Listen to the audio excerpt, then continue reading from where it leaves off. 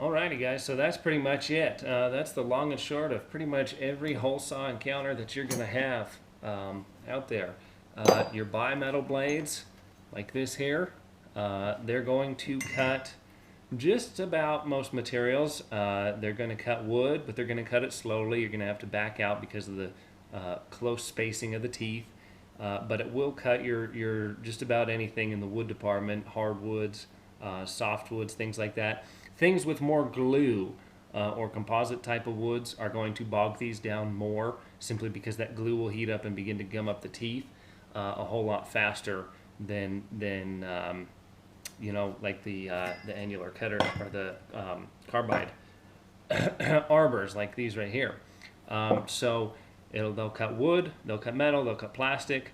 They don't do very well in concrete. They don't do very well on fiberboard. They don't do it very well on anything that's a tile or concrete or abrasive.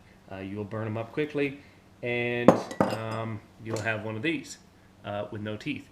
They also don't do stainless steel. Here's the resultant product of stainless steel right there. We can see teeth versus teeth, what happens. So going and continuing on down the line, let's see here. We had our carbide grit, which seemed to do okay. It's not going to cut steel very well. The steel is going to gum up. Even stainless steel is going to gum up in here and cause you some pretty serious problems with this stuff. So no go on steel or stainless steel. Tile, block. The tile, it cut it, but it cut it much more aggressively and rough than the diamond. So it tended to break the tile more and make a rougher cut instead of a cleaner cut. So that's where that's going to be. So your carbide grit, no metal, but as far as cinder block, concrete, brick, tile, and stone, definite yes on that. Right here, our annular cutter with multiple pieces of carbide. This definitely cuts steel extremely well. The way that the points are designed on this thing, it's just really great for cutting that stuff. And the carbide, because the multiple pieces, is going to last quite a long time unless it's dropped. If you drop this onto concrete or steel or something hard, that impact, you're gonna chip teeth, and that's what's going to happen to that. You're really not going to need to buy this if you're cutting wood. It would be kind of a waste of time. It'll cut wood, it'll cut plastic, it will cut some cinder block type materials and some stone, but it's not going to be that well suited for tile. You're going to start to blur those lines and run into something that you're not going to be able to cut with this when you start getting into your very hard ceramic tiles. But as far as steel goes, the king of steel is right here. It just chews right through that stuff. Hardened steel, spring steel, stainless steel. This is the go-to bit. So you're gonna want to pick up one of these annular cutters if you're cutting steel. What else do we have? The diamond and diamond. It's gonna gum up in steel and stainless steel. It's just not going to hold up to those applications, but it's going to go through your ceramic tile and concrete materials very, very nicely. This is going to make the cleanest, smoothest cut for tile. The main advantages, you got your two different options here. I prefer the one with the centering arbor, because then you don't have to have that super high speed and try and make that cut with one side and then center the piece over it. This right here, it actually cleaned the material out better. It would allow me to cut thicker material, and it has the centering device, and pretty much when you get done, since that is spring loaded like so, you just give it a couple taps and your piece flies out. This is a very, very good setup from Rigid right here. So that's what your diamond's going to do. Stick to stone and ceramic with diamond. And then pretty much the ultimate job site hole saw right here, and my favorite is the carbide arbor.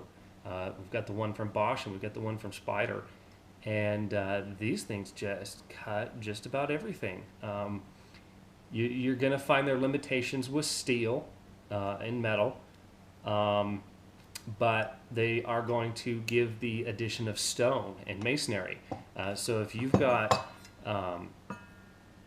fiberboard, hardy backer board, concrete board, tile, those kinds of things where you're going to need to run plumbing or piping, this is going to be the favorite tool for you. Again, with working with wood, with just cutting some big rough holes through wood, man, these things are super, super fast. They're just awesome at it. They do an extremely good job. They throw the chips out faster, and they have the plug throwing device that just makes them far superior to the standardized hole saw. And then again, when we come back to these two brands here, which one was better? This one, the Spider system, I think is hands down the winner. Number one, it allows us to use a masonry bit, and if I can find it, HSS, or a high-speed steel sharpened bit. So this is going to run through your wood and plastic and things like that really, really fast, and it gives you the option to run the masonry bit. The Bosch, I did not see the option to run a high-speed steel bit, so that's a limiting factor. The fact that this one has the far superior plug ejecting device, I found this much easier to use because I'm only just pushing this button, pushing this out, and bringing it back like so, and moving on to the next hole, whereas the Bosch was pretty funky to do. You have to do this, and then this would come out, and then trying to get everything going lined up back and plugged in to the next hole. I did find more difficult to use this system than this system here. And the overall winner is being able to adapt your smaller hole into that one there. That just makes a huge amount of difference. If you drilled the wrong size hole and you need to go the next size up, that is a lifesaver, because there's not much option with these other tools to do that. And then my absolute 100% favorite piece of this entire mix was I'm not 100% committed to only using this system where I would be with the Bosch.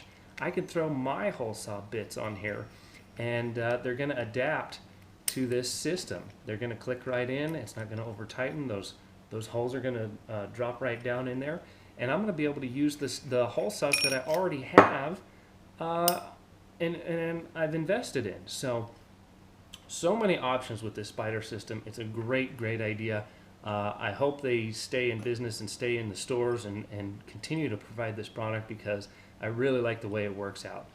The last thing you want to do is be invested in a system like this, and I know Bosch isn't going anywhere, but if they decide to get rid of this product line, you got a bunch of stuff that you can't use for anything else. Whereas this, you can use it for a multitude of other things. And then if you want to swap your bits out and swap over to a wood steel plastic bit, boom, there you go, and you're ready to go, and you're ready to throw the next one on, or the next one here or here. Excellent system. The one that's staying in my bag is going to be the Spider system. That's what I'm going to be using for my installations and things like that. I'm always going to keep some hole saws as a backup plan. Thicker steel, these do pretty good.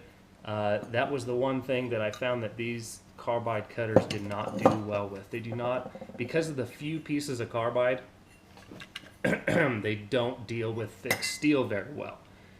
Now let's talk about that. If we could take these carbide cutters and inlay this bit here with a grit like they've done on this here, and have that a solid grit format around here, to where even if you did chip or bust one of these pieces here, you would still have some form of a backup. Or even just adding more pieces of carbide. If you added 1, 2, 3, 1, 2, 3, 1, 2, 3, I think that would add up to more steel cutting capabilities, because our close together carbide cutter here, same idea, little pieces of carbide around this mild steel housing, this was the king of steel. This is not, because it's spread out too far. It's too much impact and rotation, and it's too harsh of an environment for it to come around and do any good and cut that next piece of steel. It's trying to cut too aggressively. So if there was some way to add more pieces of carbide, or to even add a carbide or a diamond grit into this void area here on either of these systems, you would have the next generation product. So that's the review. That's pretty much across the board what you're going to see. I hope that helps. I hope that clears some things up. Please definitely subscribe to the channel. You know, I'm filthy, I'm dirty. I spent a whole ton of time doing this to provide some information to you guys, and that's the main story behind it. Also, awesome thanks to my Milwaukee drill. All of this drilling was done with 2 batteries, and this drill right here. So every time you saw that cordless drill being used, 2 batteries on it. So awesome job to that. That's why I've chosen that brand, and that's how I make my decisions with all the stuff that I choose. So for more information, check out the website below. Check out these brands, and their information will be listed below too. And thanks for watching, and continue to check out the Ultimate Guide, or I mean the Guide to Drill Bits, Guide to Sawzall Blades, Guide to Hole Saws, all that stuff. Check out some of my other videos. So thanks for watching.